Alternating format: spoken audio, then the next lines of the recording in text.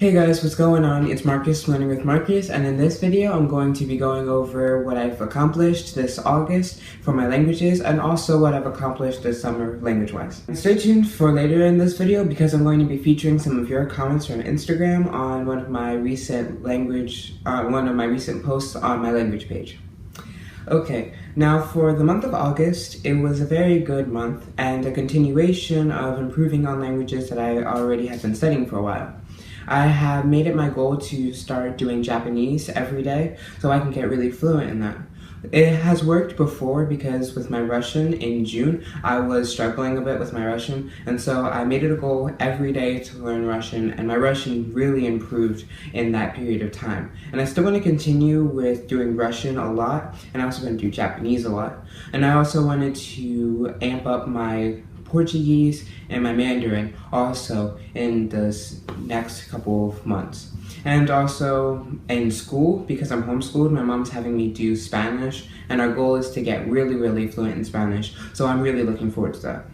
Also in the month of August, I have finished a few courses in 2 languages. I finished my Hindi course, and if you follow me on Instagram, you have already seen that.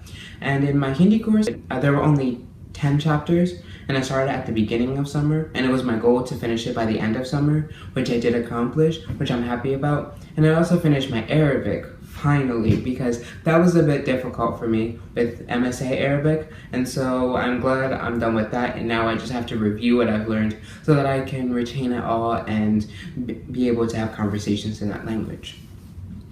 And overall, for the summer 2015, I've been very productive when it comes to finishing languages. I finished French, Indonesian, Hindi, Arabic, and probably today I'm going to be finishing Japanese, which is a course I started in the beginning of the month of August, so I'm really happy that it only took me about a month to finish it. And for the future, I was thinking about what I already said about polishing up the languages that I know pretty well and getting really fluent in those languages, but I also want to venture out and learn some more languages, just a little bit, not to maybe super fluency, but just enough for small conversation, like Thai, Vietnamese. I wanted to learn some other dialects of Arabic, like Levantine or Egyptian, so my fall and winter is going to be very interesting, and I can't wait so I can start learning these new languages. Okay, now to this part of the video is me talking about your comments that you left on my photo the other day about your favorite language. So let's get to it. And here's what you guys said. One person said Japanese because of the melody when it's spoken, and Japanese is a very beautiful language. As I said, I've been practicing my Japanese and learning new Japanese for like the past week or so, and I love speaking. It's very fun to speak, so I agree with you. Somebody said French because of the way it sounds, and French makes everything sound better. And if you read through these comments, there were a ton of people who said French, which is not a surprise because it sounds so beautiful. Somebody else said Korean and Chinese because Korean, they like the culture and the way they use honorific terms to say brother and sister, and Chinese because it's spoken by a billion people and it's fun to yell in Chinese, and it is very fun to yell in Chinese. And I also like very respectful cultures like Japanese, and Korea's culture sounds similar to Japanese with how respectful and honorific it is. Somebody else said ASL because it's like drawing pictures but with your hands to communicate with others. And it also lets you be as free and as expressive as you need to get what you're trying to say or your story across. And I agree with you. I love how expressive ASL is. It's one of my favorite languages right now. Somebody else said Mongolian because it's very nice. It has a very nice sound and it's relatively easy with the grammatic structure, and it's extremely fantastic to learn about. And I've never tried Mongolian, but I think I might put that on the list of languages that I should try because it sounds interesting. Another person said Spanish, because Spanish is such a beautiful language to speak, and it has allowed me to get to know people I may have never known if I wouldn't have learned Spanish. And it also allows me to communicate with Spanish speakers out in the ministry, or that's our preaching work, our Bible teaching work that Jehovah's Witnesses do.